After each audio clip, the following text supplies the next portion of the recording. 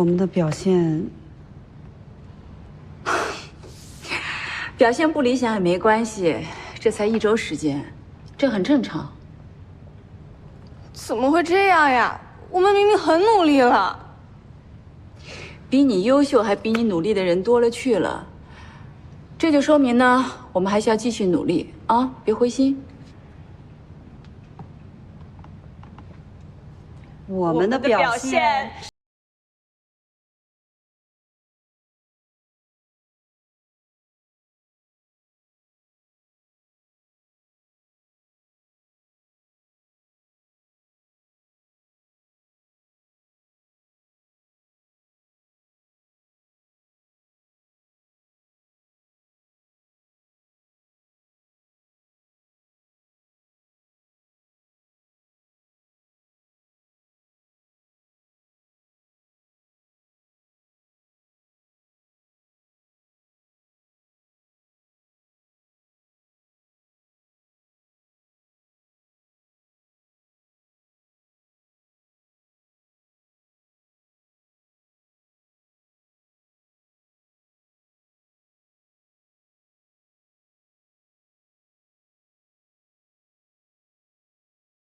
红包就不发了，来，吃个水果，来，吃，来，你看老板大方吗？是不是啊？来，吃。蒋哥，我这儿还有新城书屋的数据，要不要看？废什么话？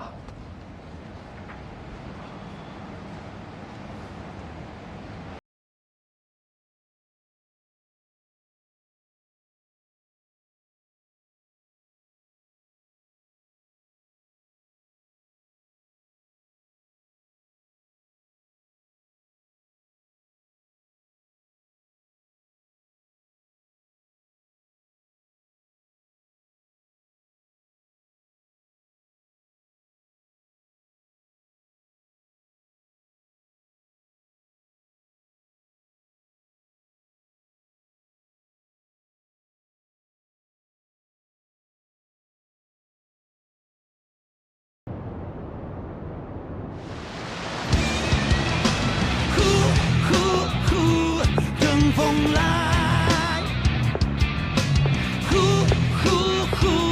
等风来，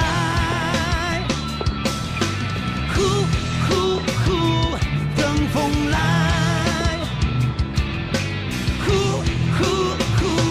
等风来。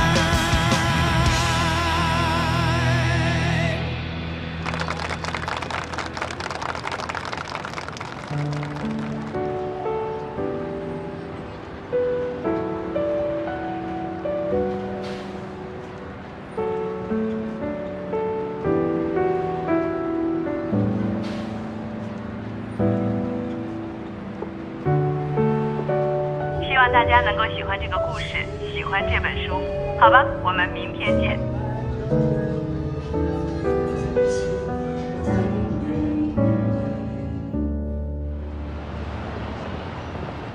我一女孩，我也没办法去啊！快去，都这样了，快去啊！什么情况啊？刘总他跟谁打架呢？刘总在和自己打架。今天老董事长来了，听了汇报之后啊，他就批评了刘总几句。哦，就是他妈妈。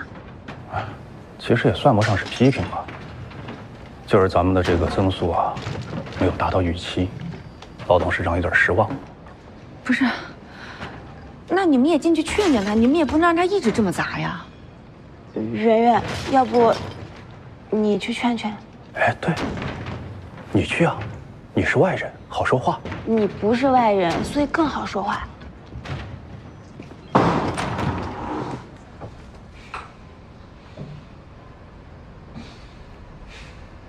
刘总，你没有伤到自己吧？出去。怎么发那么大脾气？我说出去。你跟我喊什么喊？我就不出去。你不走，我走。哎，你遇到问题你得解决问题呀！你这样发脾气有意思吗？刘总，刘林谷，我也是一个病人，我今天还就跟你较上劲了。我要是把你哄不好，咱俩今天谁也别走，给我5分钟的时间，我一定让你笑出来。你看，今天生意多好啊！你看，哎，全是满员，满员，满员，说明什么呀？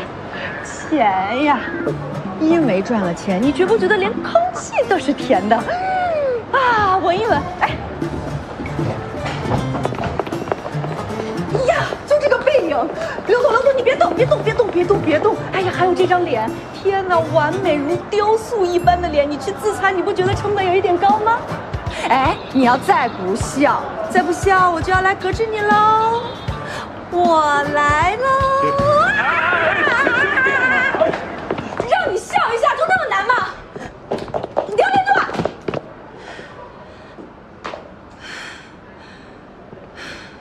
赵媛媛，你打我！打你怎么了？你欠打！哎，累死我了！哎呀，你竟敢打我！你还手啊！哎呀妈呀！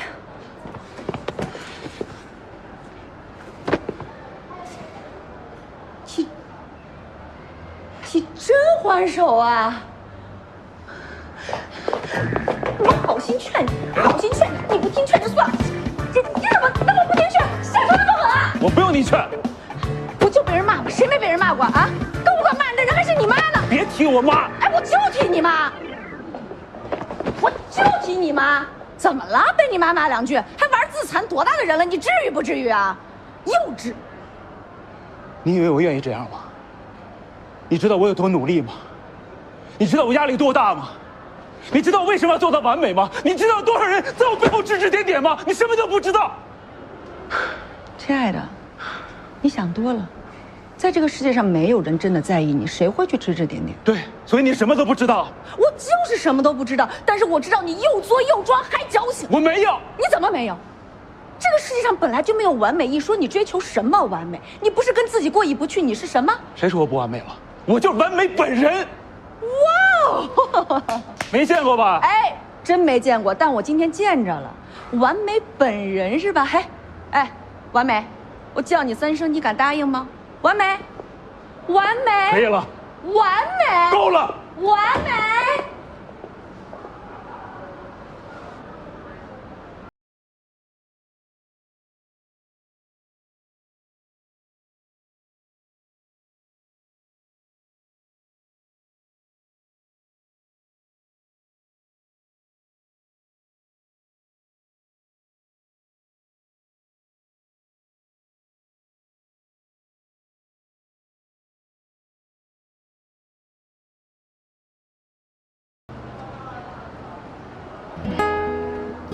不好意思啊，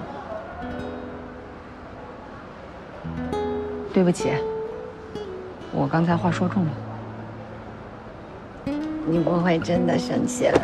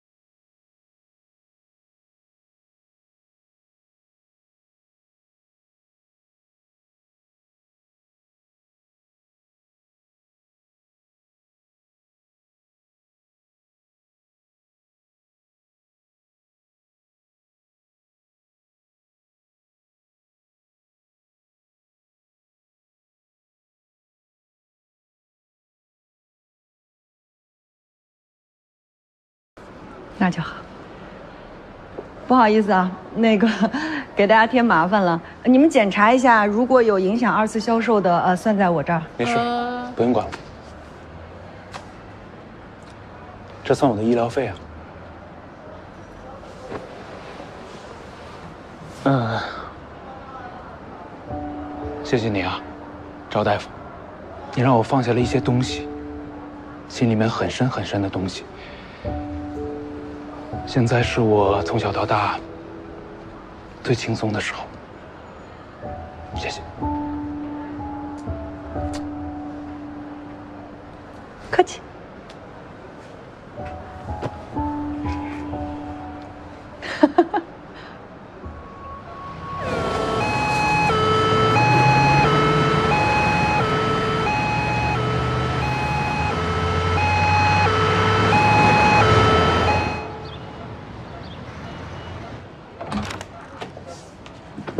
童主任，怎么样？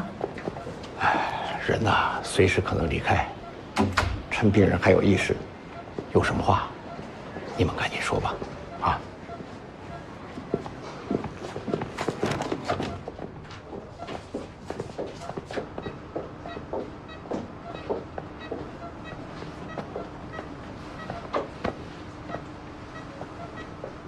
回去。妈。是我，我在这儿，还有子墨、嬛嬛都在。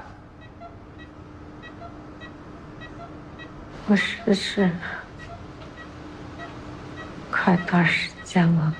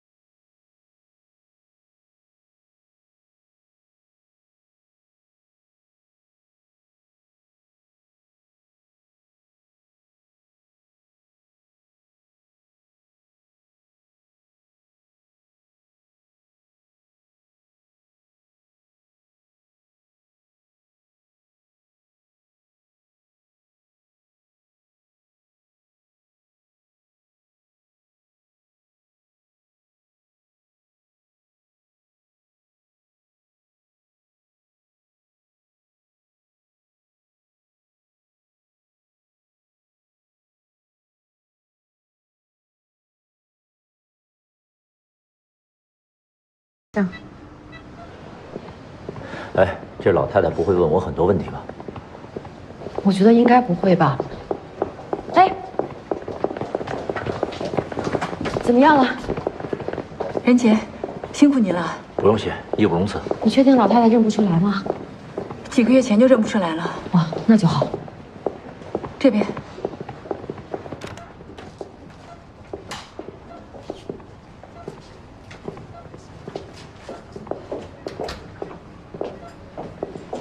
妈，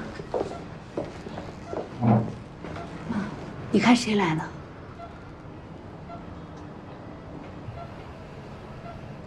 你是谁？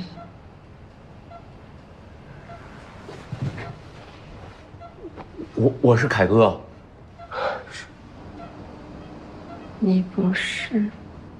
他是，就是今天这发型变了，是。妈，您再仔细看看啊，您认得出来吗？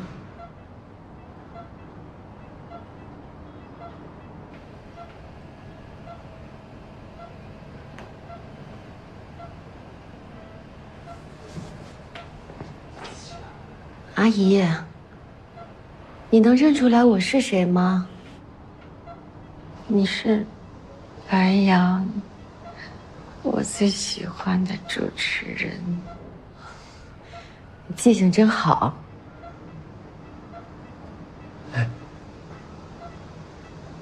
你是任杰。好多年以前，你们俩上我们家来玩过。当时我还以为你是白羊的男朋友。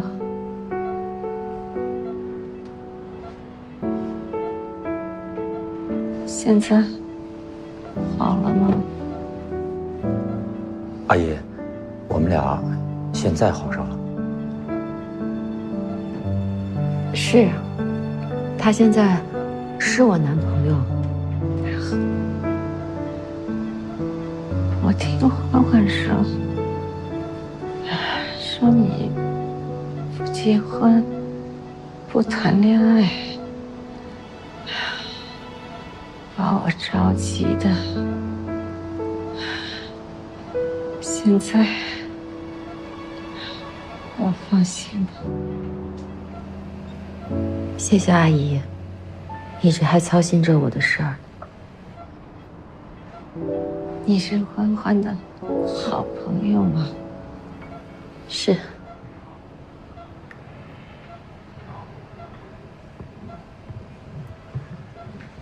凯哥，到哪儿了？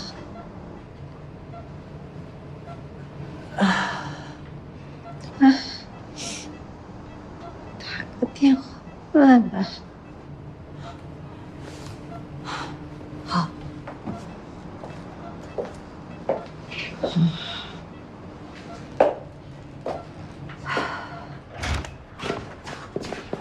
妈。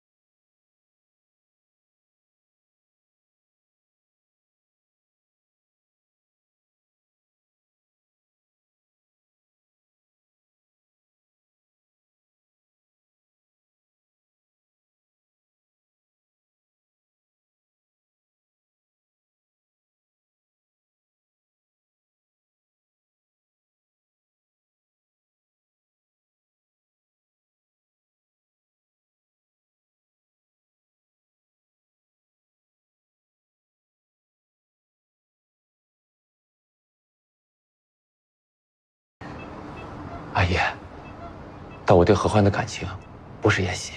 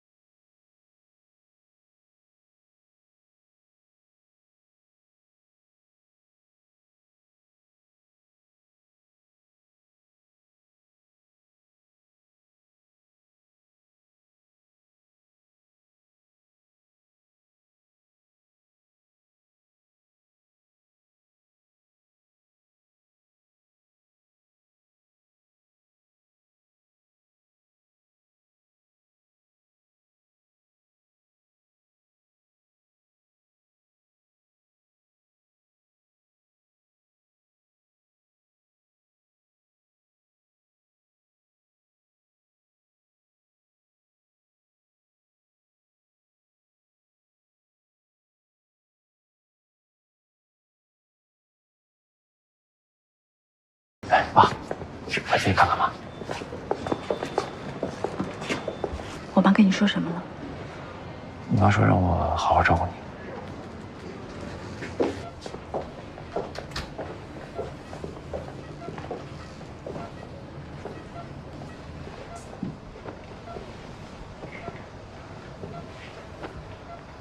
爸，大河。哎，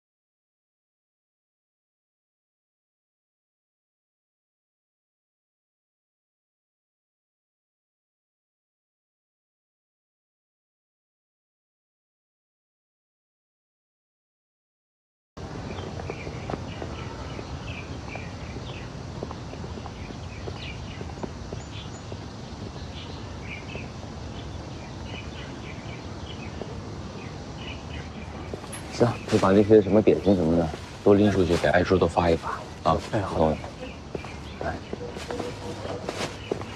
哎，爸，我正好给你汇报一下明天咱们的行程。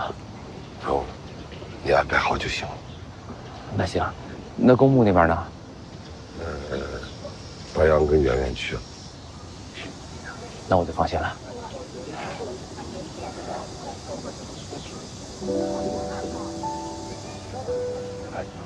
他还一直没休息呢。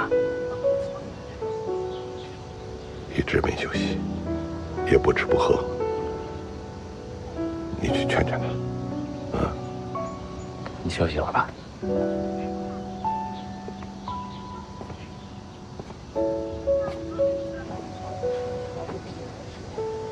要不要回去休息休息，吃点东西？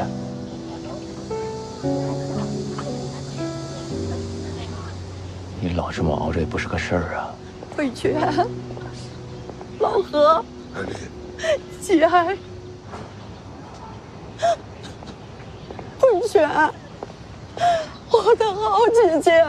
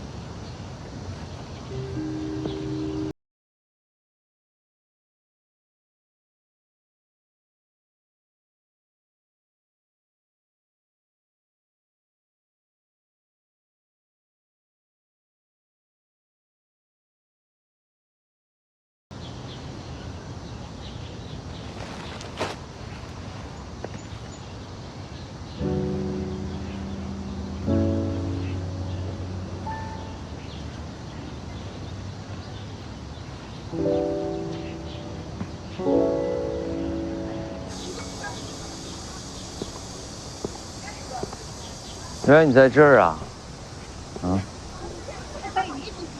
怎么自己跑这儿来待着？大哥，我们都。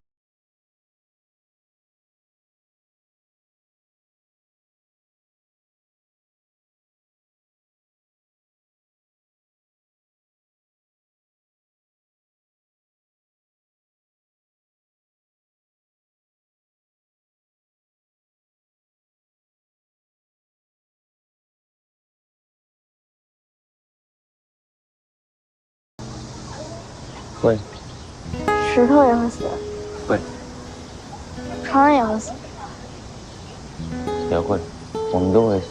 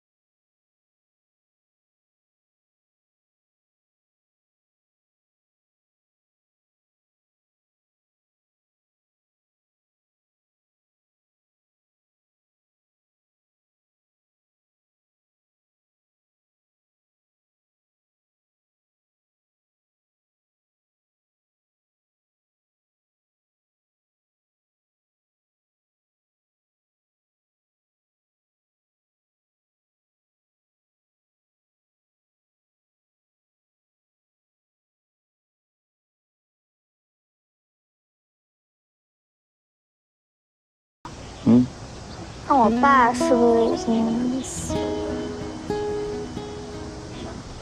你怎么会这么说啊？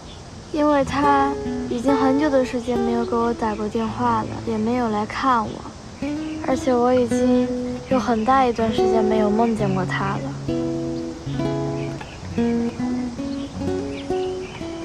你大哥给你保证，你爸一定还活着。他之所以不跟你和你妈联系呢，是因为一些特别的事儿。什么事儿？这具体什么事儿，我相信他以后回来的时候会亲自告诉你的。以后是什么事？以后就是以后呗，以后什么时候？不过现在有你妈陪着你，你身边还有大哥我，是不是？我们都爱你，我们陪着你呢，你就很开心了。那我们要不要整点垃圾食物呢？可以啊。嗯，能不能再配一个肥仔水？可以。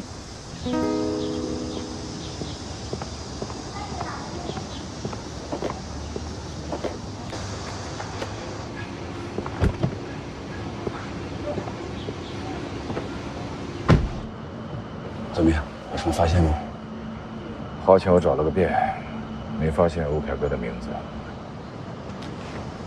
啊，这小子可真够绝情的。这个丈母娘没了，连面都不露。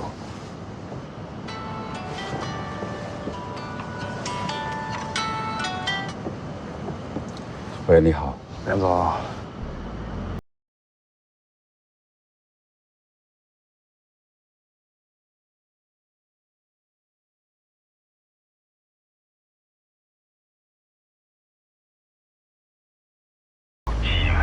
在一起共事，这都是缘分，好聚好散。你说的那1500万的没问题，我们给你。喂，你好，梁总。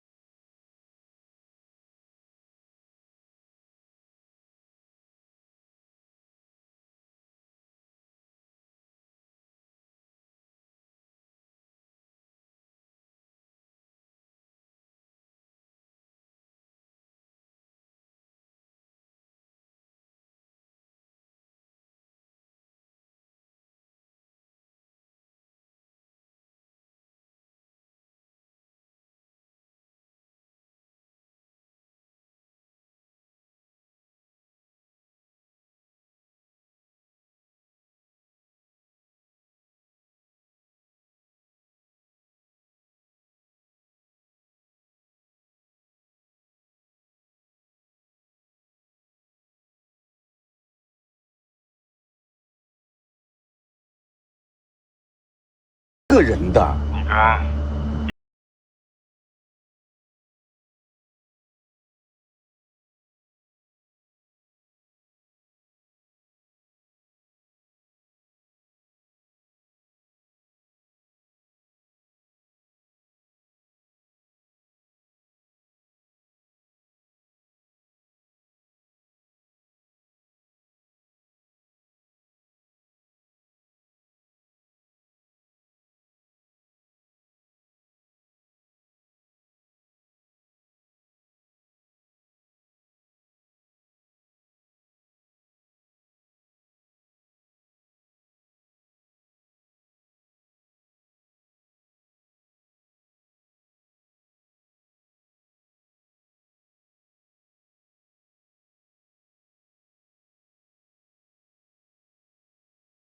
11.32。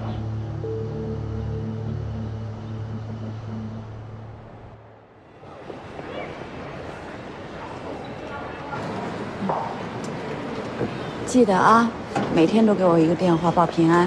一定。你一定要保重自己身体啊。会的。还有啊，子墨呀，你学习差不多就行了。了，你别逼得他太紧。你放心吧，你也是啊，该花钱要花钱，别什么都舍不得。钱不够跟我说。哎，放心，你妈这次后事啊，全靠人家俊豪了。我原来说好好请人吃顿饭谢谢人家，可是你又给我报了这么一个摄影团，人说走就走了，你得谢谢人家啊。我会的。另外，欢欢，这个宋词中啊，有那么几句说的挺好：“满目山河空念远，落花风雨更伤春。不如怜取眼前人。”你看，爸爸我呀，之前一直想买一部好的照相机，啊，给你妈漂漂亮亮、美美的照几张照片，可是太贵了。我想那就等它降价再说，这一等就1、2年。前天那个商家跟我说降价了，可是你妈呢？你明白我这意思？我当然明白。金色摄影团，来，跟我走！金色摄影团，跟我走！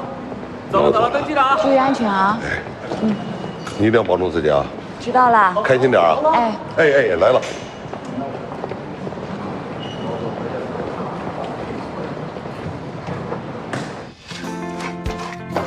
所以这道辣子鸡丁呢，今天就算做完了。想要做这个好吃的菜呢，调味料是非常非常重要的。所以这道辣子鸡丁所有的调味料，蒋哥已经给你打包好了啊！你只要回去买上好的鸡肉，然后呢，只要把我这个调料倒到锅里，就可以给家人做一道非常美味的辣子鸡丁了，行不行？那今天的这个直播也就到此结束了。那也希望各位度过一个轻松、快乐、美好的一天。咱们下次直播见，拜拜，拜拜，拜拜。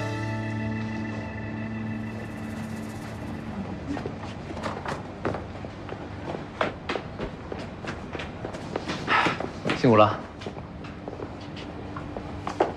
看你盯着半天了，吃吧，给你留着。谢谢大哥。拿盘子，小心烫啊。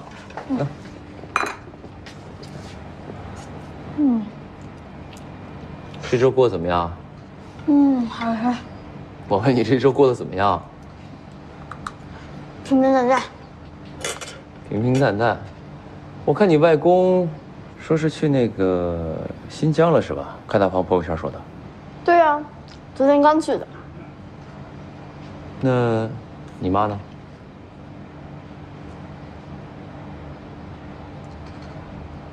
不太好。不太好什么意思啊？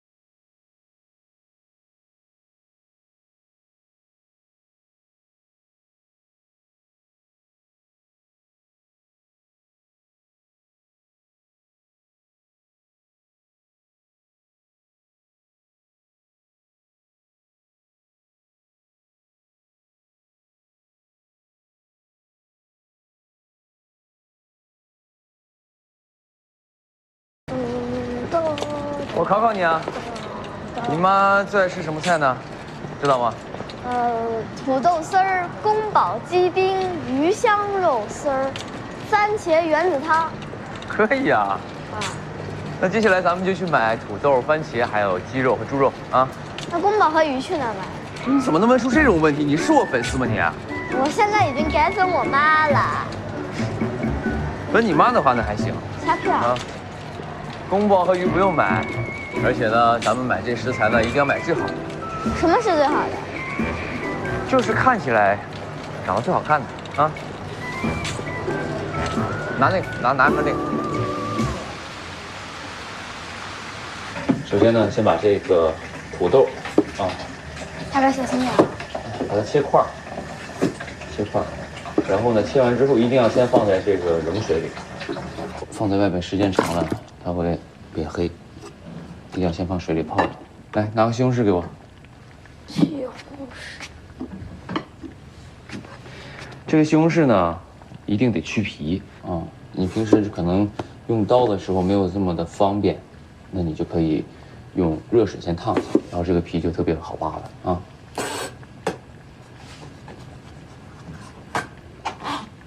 好，差不多。也是把这个西红柿一样啊，切成块。然后呢，等这个水烧开的时候，看没看到？这锅开了之后，把这个土豆加进去。因为土豆呢比较难煮，所以呢需要多煮一会儿。它可以先放，然后再放这个西红柿。这个西红柿呢，其实可以先放，也可以后放啊。先放的话，它这个汤里呢，这个西红柿的味道就会浓一些。如果后放的话，就在吃的时候可能还保留这个西红柿原有的口感。OK， 懂了哈？行，差不多。盖上盖，我们再煮15分钟就可以盛出来了，啊。对你妈说什么时候回来？我妈说她大概7点到家。7点。行，那我提前10分钟走。你不留下来和我们一起吃吗？大哥还有事儿啊。什么事儿？什么事关你什么事儿？那小朋友问那么多干嘛？那个店上有女朋友了。说什么？没啥。你大哥要有女朋友那一天，我一定会告诉你的，啊！我们是好兄弟嘛。来看看这个，对，小心烫啊！以后用这个的时候一定要注意安全，这个很危险的啊。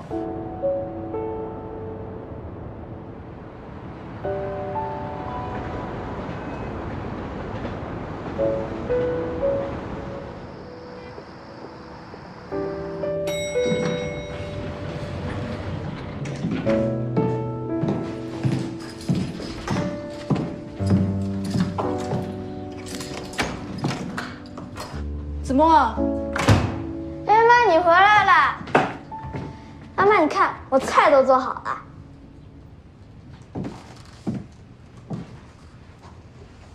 这是你做。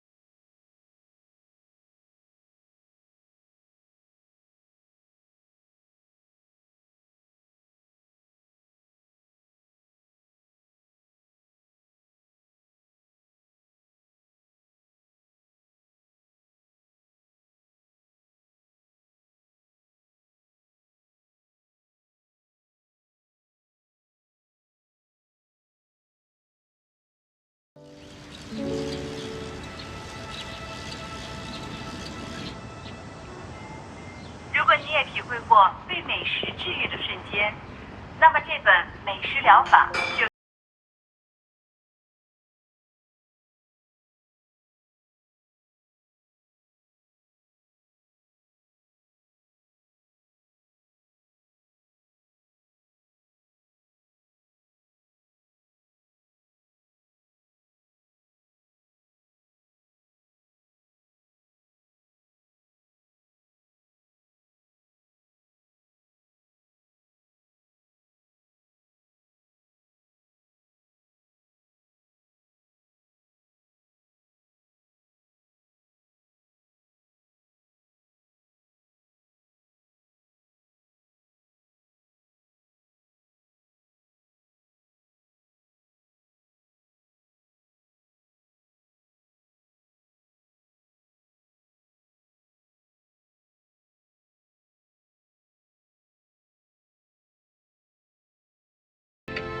不影响。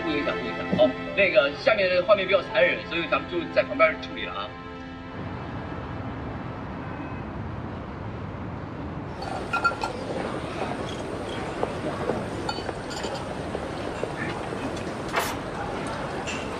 来吧，恭喜你，终于解脱了。阿邹啊，咱俩是哪年认识的？90年吧。我怎么记得是91年呢？甭管是90年还是91年，反正也都是30多年过去。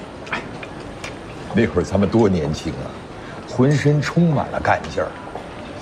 我记得那个时候你挺帅的。你算了吧，我还帅，这帅字在我身上，就拿着放大镜也找不出来。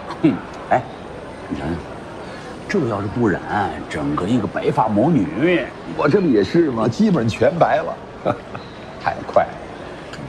那个时候，是咱们电视台最辉煌的时候啊。是啊，随便播点什么，那都是万人空巷啊。广告也好啊。那时候晚上啊，主要是播广告，中间才刷播新闻。现在想来啊，那种情景也不太正常。来，都过去了，再也回不来了。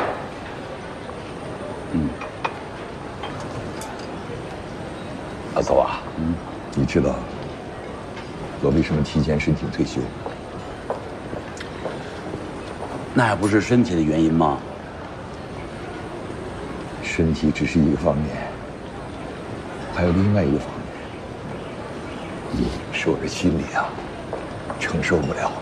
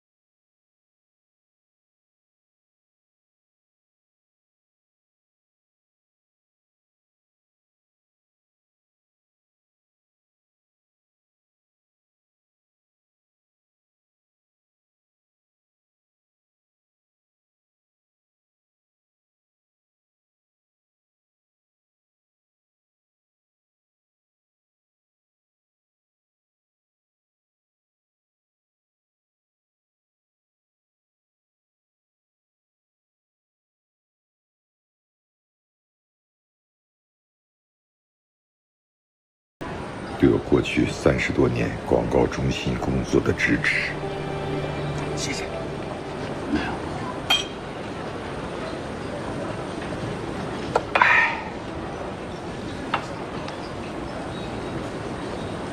阿走啊，你后边是怎么打算的？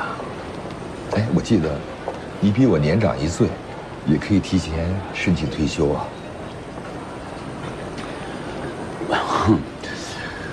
怎么说呢？谁让咱有这股子瘾呢？你比我坚强。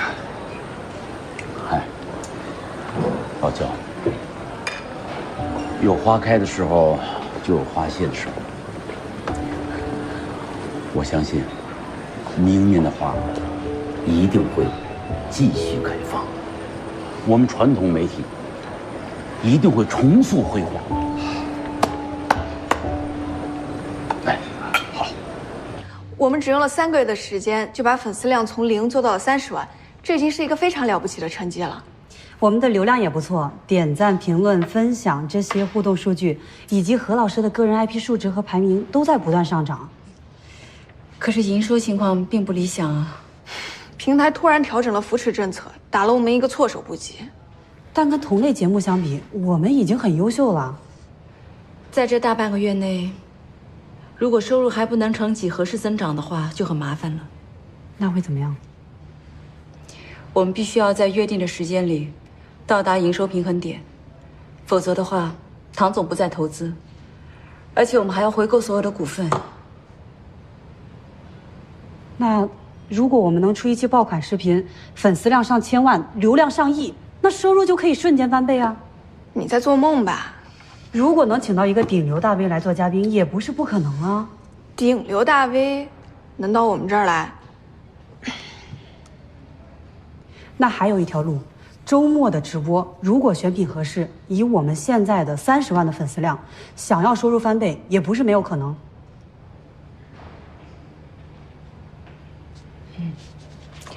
胜败就在这场直播了。陈总，我们上场直播销量还是很好的。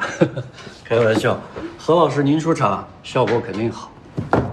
您看看这套，刚刚再版的，历史的拼图啊，非常有意义的一套书。当然，但现在不知道怎么的，平台和实体店的销量啊都还不好，所以我们想呢，借您的直播啊，您帮我们使劲推一推，带带销量。这一版的纸张还有装订，这才配得上这套书，花了心思的，真的非常不错。哎呀，但是这场直播可能很难。这场直播是这样啊，我们有了新的调整。这场我们的任务就是要冲量 ，GMV 一定要涨。你像历史的拼图，这套书呢价格太高了，不太会走量。你留给我。我后面几场我来排一排，好吗？就是给你准备的。这是我新的书单，希望你多多支持我。这些都是畅销书啊！那当然了，这个价钱我可做不了主啊。我只能说，别的主播什么价，我给你就什么价啊，一律都5折。那也不是每本书都这样吧？我觉得还是可以有谈的空间。你看。其他的主播都收坑位，我们的合作我都是纯佣，其实我都没什么利润。对，我理解你的意思。如果这次你们的直播呢，主要是为了冲销量、冲业绩，那我推荐你这一套粉红女人心专属啊，温暖女性的心灵，心灵鸡汤。驯服霸道总裁，我有妙招。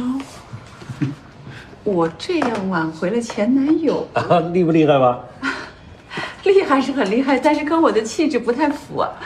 其实我们的销售部门认为啊，以何老师您的气质，您来推销这些书，对女性朋友来说更具说服力。粉红悄悄话啊！天哪，算了吧，真的算了吧。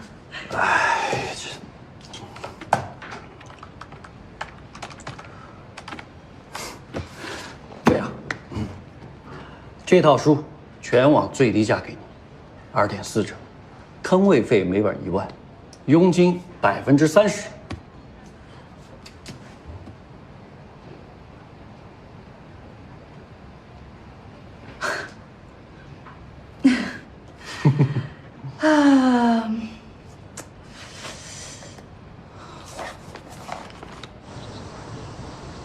坑位费1万，佣金30%。何老师，按照我们前几次直播的销量，光是女人心专场，我们的利润就能达到20万。那就能够达到平衡点了。还犹豫什么呀？坐。这书你们看了吗？我翻了一下，完全看不下去。我也翻了一下。说实话吧，你说它有问题呢，它也没问题。但确实没什么营养，也没什么价值。相比较历史的拼图，那真是天壤之别。像这个书，有品质，有品相，内容也很丰富，这才叫书啊！但是这套书也太小众，太贵了，还没有折扣，佣金也才5%。我们如果卖这套书的话，会血亏的。可我们做新城。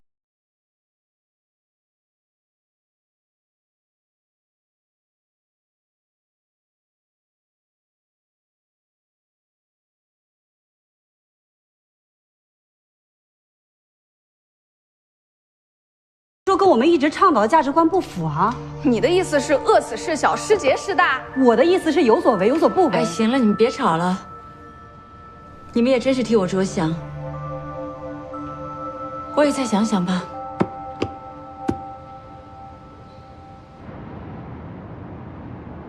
叶子，还有5分钟。好。看一下，爆款。引流款，这是利润款。女人心系列。天哪，真的有点崩溃。要不上历史的拼图还来得及。样书在吗？书店里有。在那，我去拿。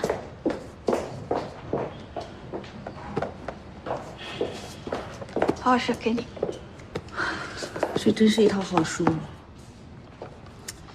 但确实现在也没什么人翻，在这儿卖的不好。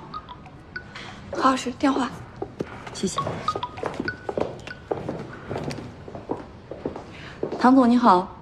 我就一句话，现在马上到月底了，该交财务报表了。后面我是继续投还是不投，就看你这个盈亏平衡点了啊。我明白。您放心吧。我马上就要开始直播了。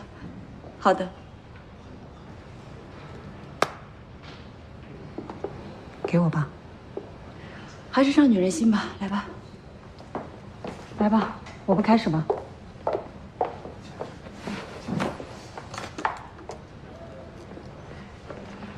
来，准备了。3、2、1。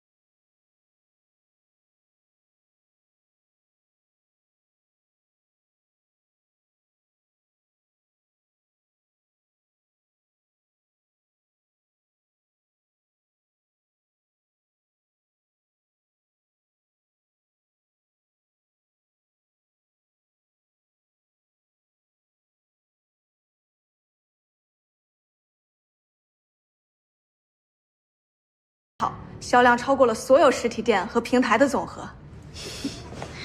那已经很难得了。对，书商那边特别高兴，他们都没有想到销量能有这么多。那我们的收益呢？虽然销量可观，但是因为佣金太低了，销售收入和利润都没有达到预期。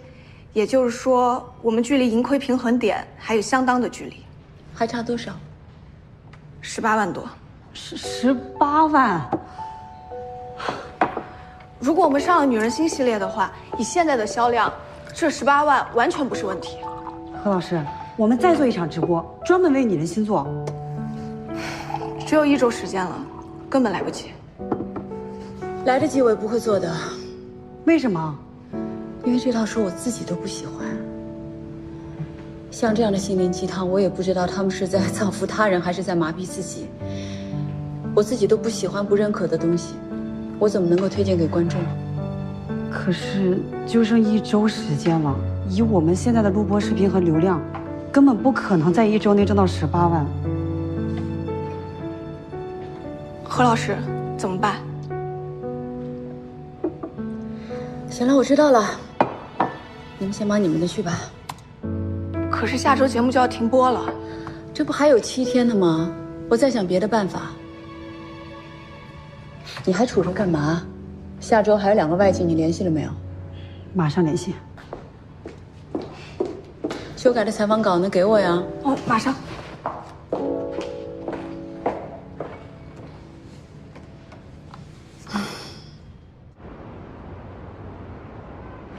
可是我现在需要一位重量级的访谈嘉宾。对啊，拜托了。那我等你电话啊。欢姐，哎，你得帮帮我啊，这回。怎么了？快点看看我的竞聘方案行不行？你真的要去竞聘广告中心主任啊？当然了。你好，您的水。谢谢。现在这个大环境，传统电视台压力太大了。请问，现在哪个行业压力不大啊？也是。白羊呢？啊，不知道啊，外地采访吧？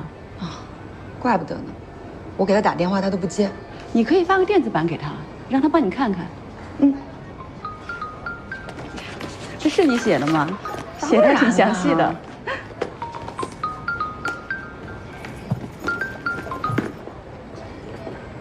喂，刘总。啊，算了吧，我最近太忙了，没时间。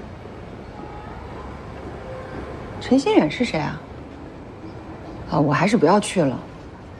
这样吧，等过几天有空了，我请你吃饭。挂了。你刚才说的，是刚刚获得坎贝尔文学奖的陈新远吗？对啊，你知道他？他过几天要去林度家居开一个文化访谈，刘林度想让我去。哎呀，我又没兴趣，我也没时间。圆圆，你帮我联系下刘林度，我可不可以邀请陈新远作为星辰书屋的访谈嘉宾？欢姐，你也知道，我最近不太想见刘林度。圆圆，这关系到星辰书屋未来的命运，帮帮我。行，我当面去拜托他。谢谢。陈新远，陈新远是当下最炙手可热的作家，所以欢姐想采访他。但据我所知，这个陈新远脾气古怪，很少接受采访。就是因为他很少接受采访，所以他一出来才会有非常高的关注度啊。欢姐现在需要关注度去挽救她的星辰书屋。这个结果不是何欢自己选的吗？当初我们都劝过他，让他不要答应唐少怀的条件，他还是一意孤行。当初是当初，现在是现在。现在说没用了。这个忙你得帮我。凭什么？因为他的事儿就是我的事儿，我的事儿是不是你的事儿呢？你就得问你自己了。但是就算我约了陈新远，他也不一定答应啊。不是你请他来的吗？不是我找的，是一个他认可的设计师朋友，请他来做一个内部交流，不对外的。他们只是借我的场地用。啊，那就还是有交集的嘛。行了，你别整了，你帮帮我好吗？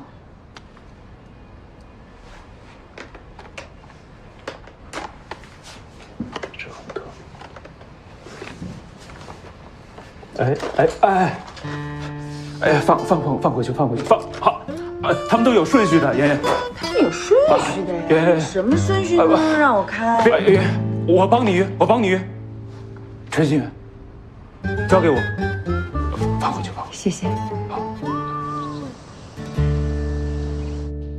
陈心远拒绝了。听说他这个人脾气挺怪的，刘林度去找了他，还专门找了一个设计师朋友去找他，都没用，说不接受任何采访。那怎么办呢？就这么算了。我再想想吧。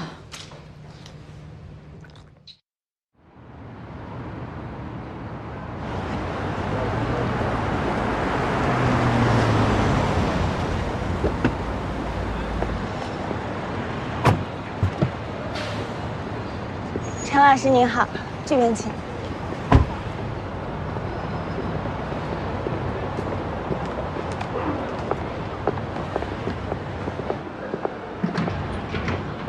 陈老师，有粉丝给您送了礼物，能不能请您的助理来帮您领取一下？你去吧。这边请。好。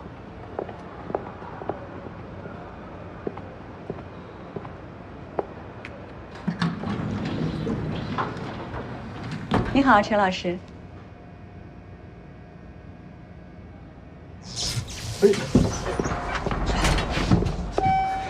你好，这里是2号电梯。这电梯怎么突然停了？不好意思啊，2号电梯出了点小故障。严重吗？不过故障现在已经解决了，就是重启电梯可能需要一点时间。需要多久5分钟吧。好的，谢谢。应该没什么大事，再等5分钟吧。还好，不会耽误您的讲座。谢谢。没事。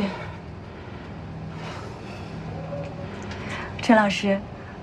其实我之前拜读过您很多的作品，现在大家都在讨论的是您刚刚获得坎贝尔文学奖的《喝酒吃肉》，但我觉得您早前那本《一碗红烧肉》，绝对是被低估的作品。你读过那本？3遍。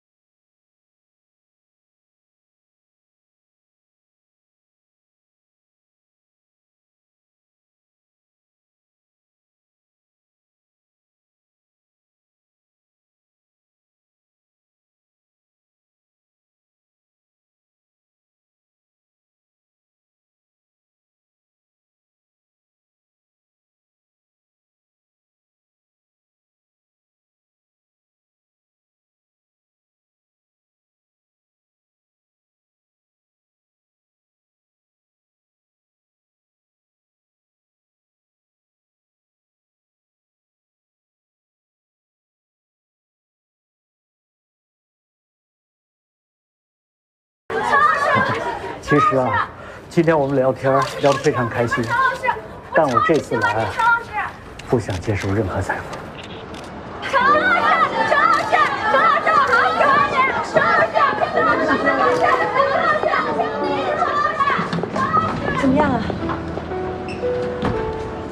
还是被拒绝了？是不是电梯停的时间太短了？可能是新城书屋的咖位不够吧。没事儿，一会儿等讲座结束了，让刘林度再制造个机会，你再试一次。不用了，不用强求。那新城书屋怎么办啊？再想别的招呗，走吧。一定要好好弄。叶子，哎，出版社那边有什么消息吗？有的，他们帮我们联系了3位作家，给我看看，在这儿。看看谁最有爆款项。可是何老师，你不是说联系陈希远吗？不是说希望吗？何老师，你太棒了！哎呦，你慢点儿。怎么了？陈希远的助理给我回邮件了，说陈老师愿意接受我们的采访。在这儿。看看谁最有爆款项。可是何老师，你不是说联系陈希远吗？不是说希望吗？何老师，你太棒了！哎呦，你慢点儿。怎么了？陈希远的助理给我回邮件了，说陈老师。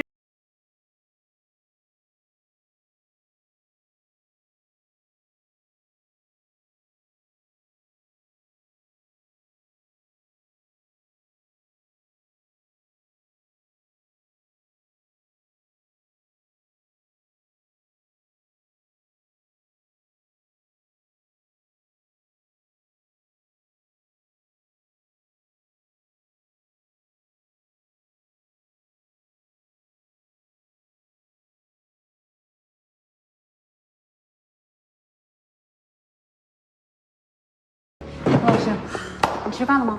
还没呢，我给你拿一个。好。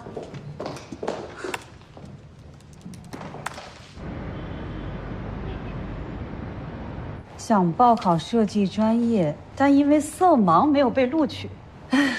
难怪。特别痛恨迟到，脾气很大，很乖僻。一般有才华的人啊，都有脾气。哎，唯一的爱好就是吃，算是个美食家哎。那挺好的。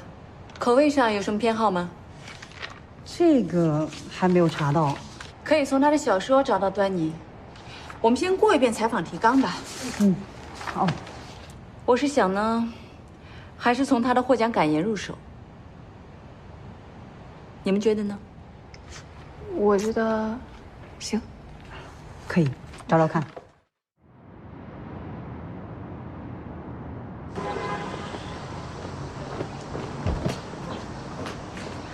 何老师。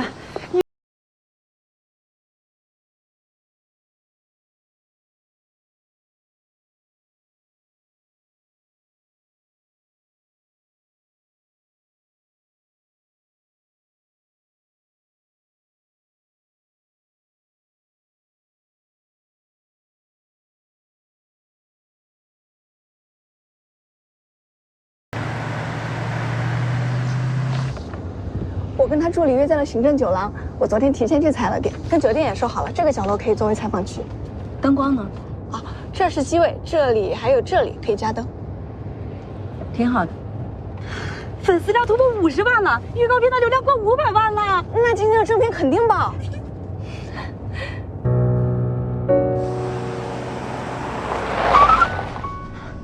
怎么了？前面好像出车祸。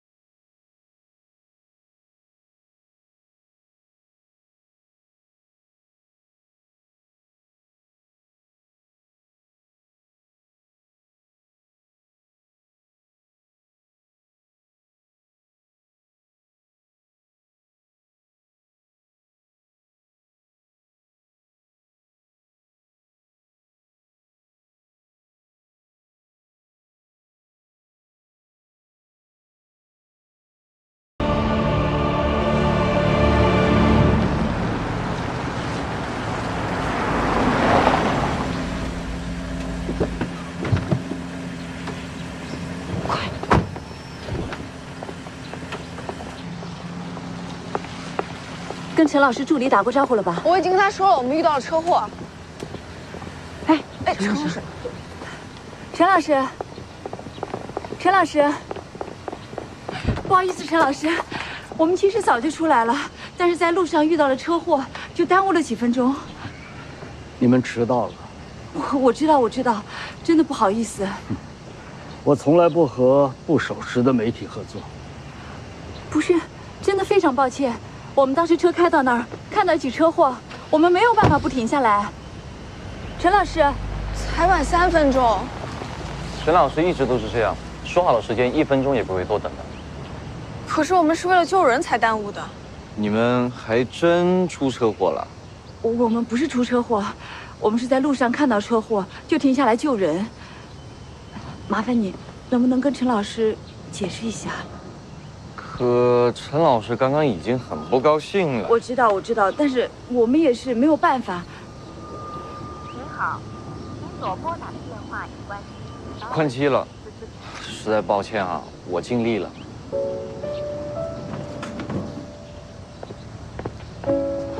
今天的节目怎么办啊？上微博吧。可是昨天晚上就预告了，今天要上陈老师的专访，只能给观众道歉了。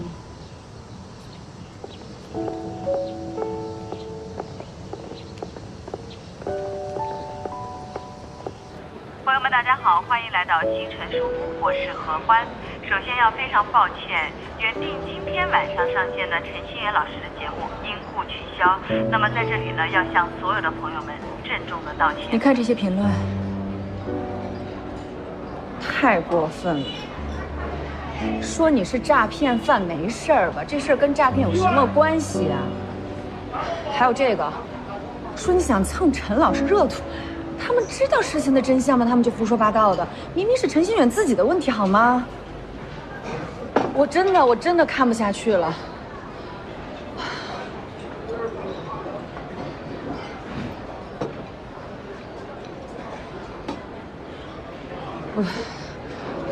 这话说的太难听了，什么动不动就死不死的，我的天哪，这不就是诅咒吗？哎，气死我了！你干嘛呀？你别发那些东西了，没用的。我得骂回去。他们说了这么难听的话，我不得跟他们掰扯掰扯？你让他们骂吧，他们骂的越舒服，我心里才越舒服。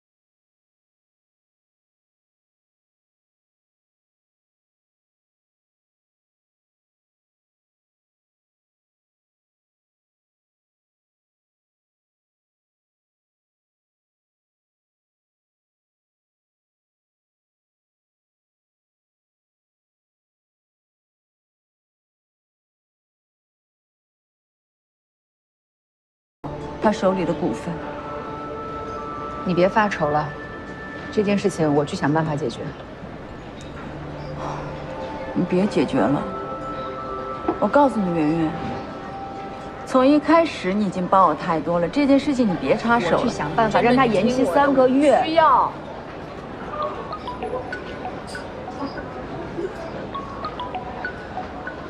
哼，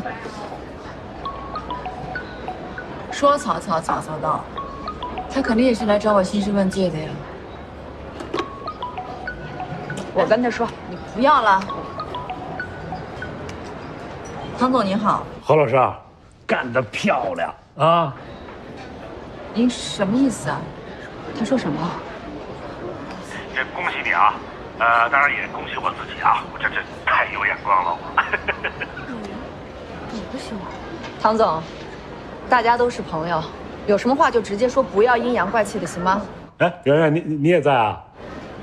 唐总，欢姐从星辰书屋的开始到现在，她付出的太多太多了。作为一个投资人，你可不可以体谅一下她？所以我这不才打电话来问候一下何老师吗？唐总，对不起，我让您失望了。不失望啊，不失望，一点都不失望，我太开心了。何老师，这样你们这个节目组哪天有空，我请大家吃饭，好不好？唐总，您是说要请吃饭？对，吃饭。想起来没有？哦，那我安排一下，好的，谢谢。那我等你电话啊。什么情况？他不像生气了呀？不是，他是不是喝多了？他知道他在打给谁吗？你好，您是何欢老师吧？我是。我能跟您合个影吗？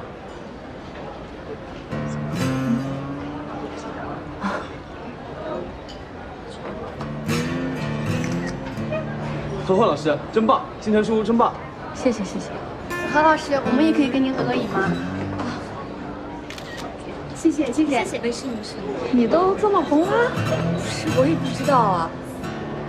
其实星辰书屋办的还是不错的，是吗？怎么看是呀？哎呦，这位是何老师吧？啊。哎，我是这个店的老板。哎，真不好意思，刚才啊还真没认出你来。哎，不过没关系，你们两个慢慢吃，今晚上我买单。不，这个账务还是我们来结。哎呀，何老师，你就不用再推辞了。你能光顾我这小店，真是我的荣幸啊。老板，您是也看过星辰书屋？什么书屋？星辰书屋。哦，没听说过。那您之前一定是看过读本好书。哎呀，我平常啊就打打麻将，不怎么看书。那你怎么知道我的？哎，何老师，你还不知道啊？你看看手机，你上热搜了，现在全城都在找你呢。哎，你看看手机。好，你们慢慢吃着，一会儿我跟前台说一声，今晚不用买单了啊。谢谢。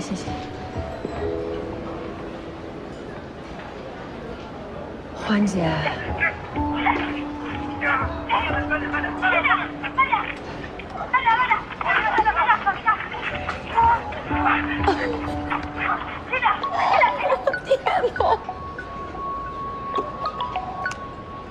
叶子，何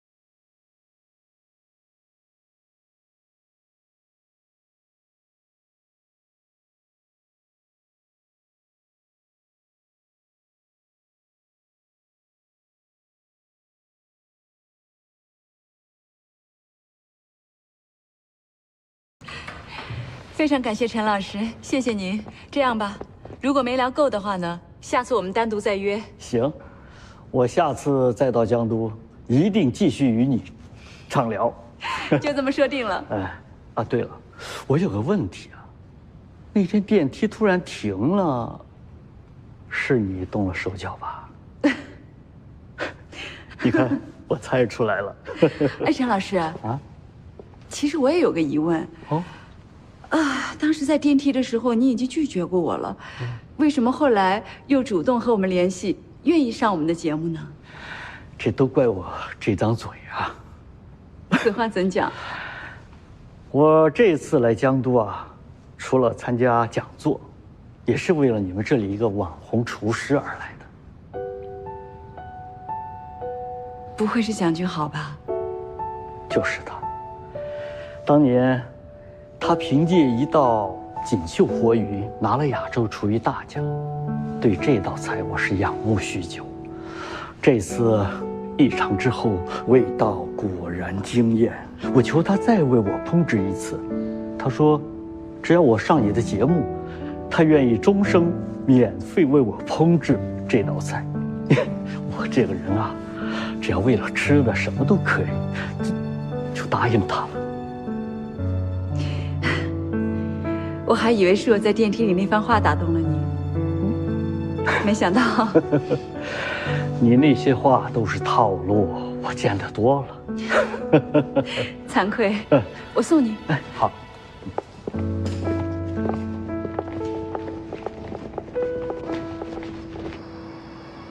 是不是你跟你大哥说，我要采访陈心远的？不是，是大哥自己问的。我猜就是。妈妈，我不能说吗？不是不能说啊，没什么不能说的。只是大哥那么忙，我们不要老去打扰人家。哎呀，我不是去打扰他们，我是去帮忙。大哥说他们那工作室没有我转不动。是吗？真的。哎，主要是他们那都老了，就我给他们带去活力的，我用处可大了。你怎么那么可爱？行了，咱俩睡觉去吧。啊，刷牙。拜拜，晚安。晚安。晚安。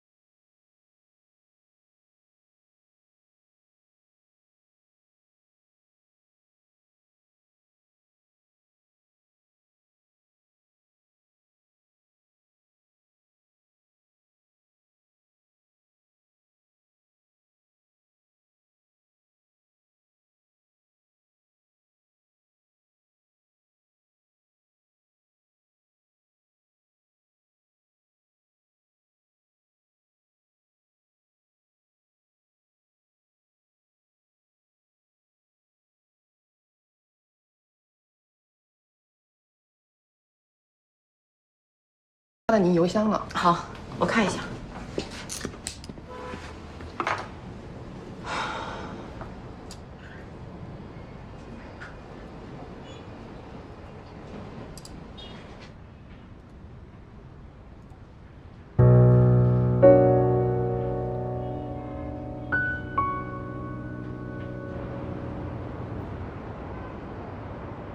数据里面显示呢，在2014年，欧凯歌管理的华商创新，虽然规模只有20亿，但是在当年，他却给券商贡献了6000万的佣金，而且是公募基金里面排名第一。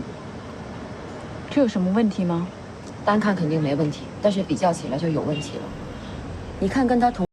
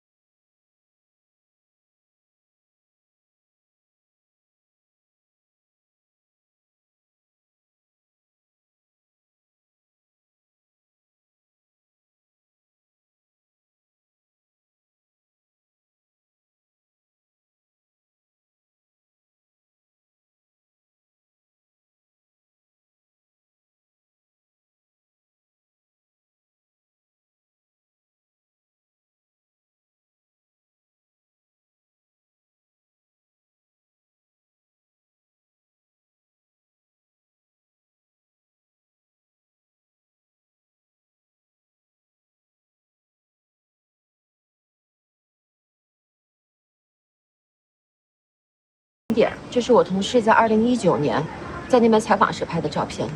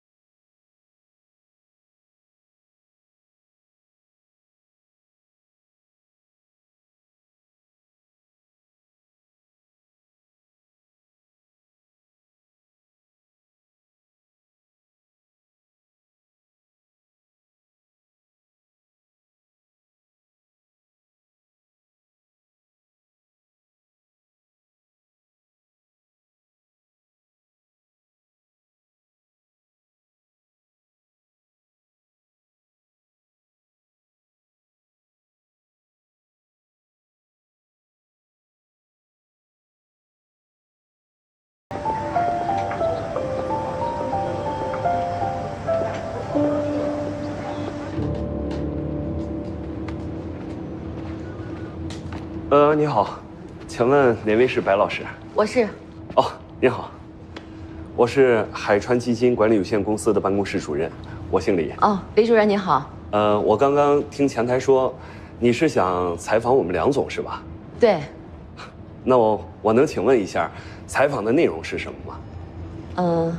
想了解一下海川基金这几年的发展，还有金融行业这几年的态势，包括市场的风险还有机会。哦，是这样，我们梁总呢这2天正在外地出差，那麻烦白老师留下您的联系方式，最重要的是这个采访大纲。等我们梁总回来以后，我马上通知您，好吧？没问题。小文，你跟李主任交换一下微信，顺便把采访提纲发给李主任看一下。好的，没问题。不好意思，问一下，洗手间在？哦，一直往里走啊，谢谢啊。李主任，您办事我扫您还是您扫我？那你扫我。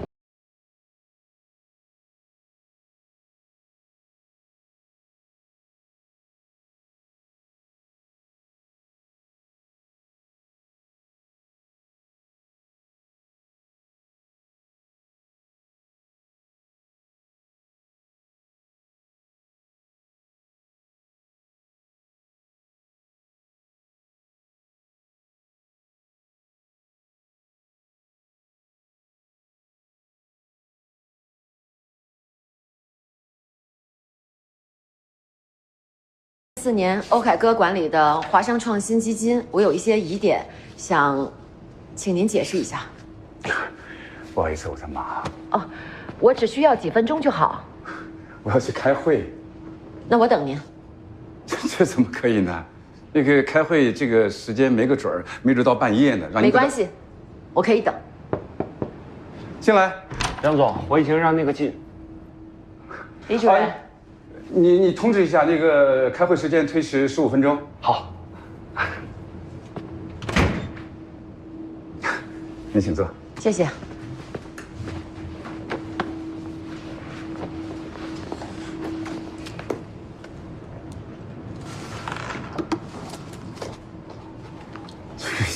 有必要录音吗？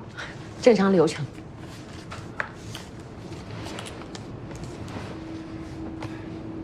白记者，你可能不知道，欧凯歌已经辞职了。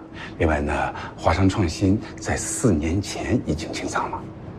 这些我都知道，但是他的数据，在今天看来，我还是觉得有些蹊跷。有什么蹊跷？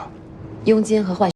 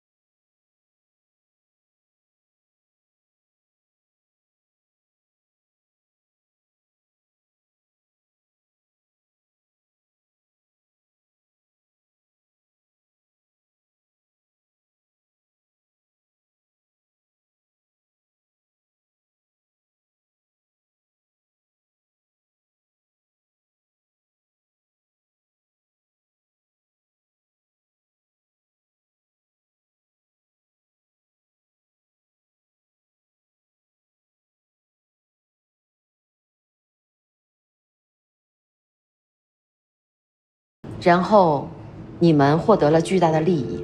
如果我是基民的话，我是不是可以有理由相信，海川基金跟券商之间？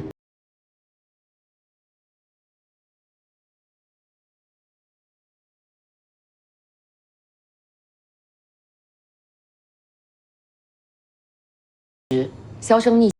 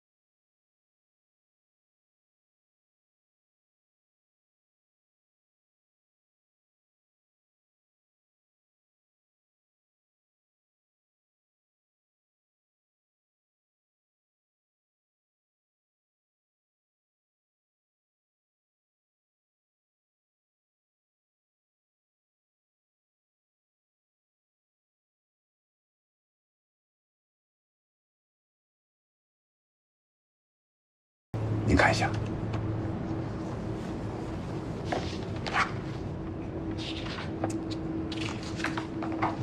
另外还有你对我们风控部门的批评，没错，确实，我们当时的风控部门呢，也还不太完善，没有对这种频繁换仓的这种行为呢，采取有效的措施，坚决的制止。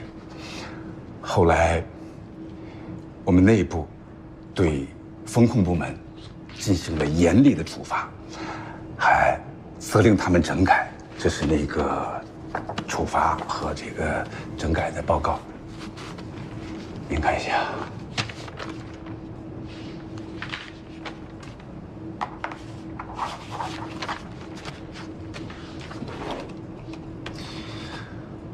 欧凯哥呀，说是基金经理，但他只是挂名。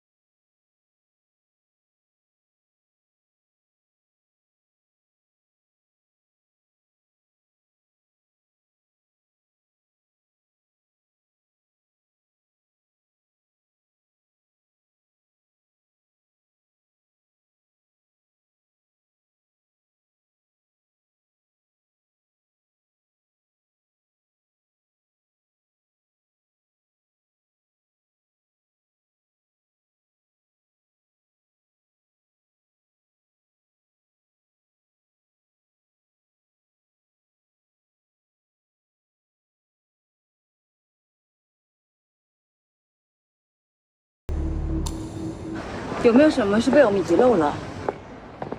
不知道啊，我回去再捋捋吧。你那边怎么样？我整个小镇都差不多找遍了，一点线索都没找到。那是不是路过呀？随便拍了一张啊，然后又去别的地儿了？也许。你什么时候回来？我看地图显示前面还有几家民宿，还有农家乐，我再去找找。要实在没有线索，那我就回来了。行，那回来再碰。行，你等我回来吧啊。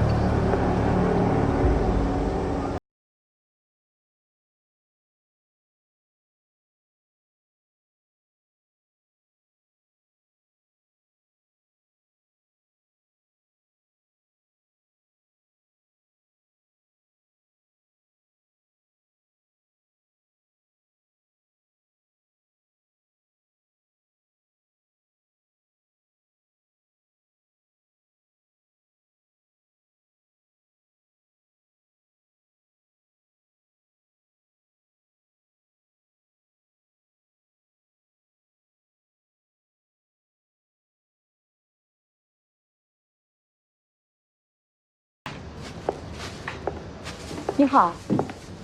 哎，我想找一下这外面这辆车的主人。好，你找老张啊，他回家去了。回家去了？哎，他什么时候回家的？回去有半个月了。那他车怎么在这呢？你说车呀，他欠我半年房费，实在凑不齐，就把车压我这儿了。你是他什么人呐？我是他老婆。他老婆呀？他在我这儿住了1年多，从来没有人来看过他，也没见他跟谁联络过。我还问过他，我说你家人呢？他说就他一个人，他没家人。他一个人在这儿吗？对啊，一直一个人。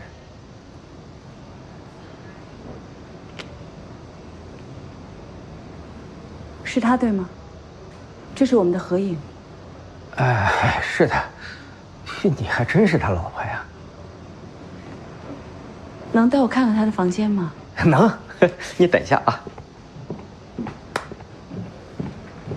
走吧。谢谢。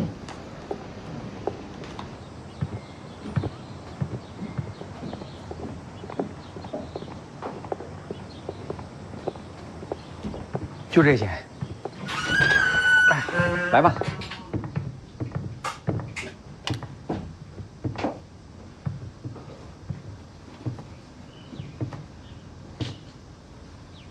这些东西都是他的。啊，都是老张留下的。最近没啥人，我也没怎么收拾。再说他走的时候说了，就不让我碰他的东西。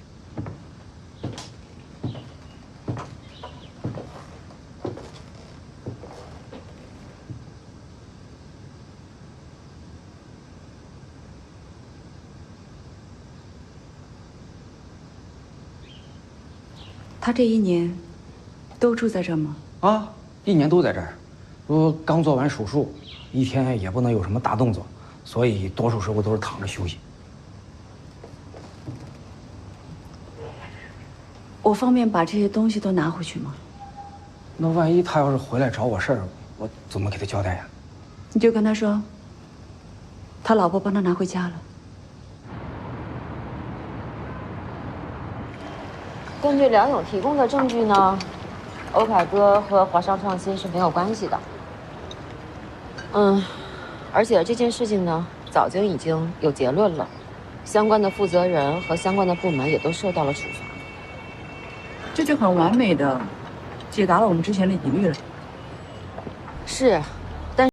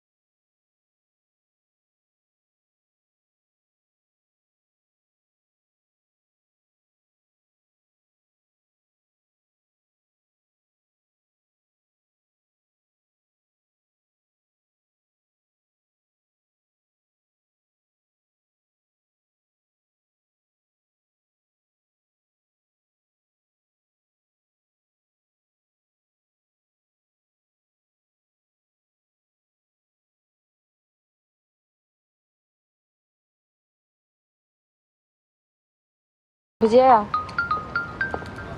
刘林度，我看到了。你们俩不是互有好感吗？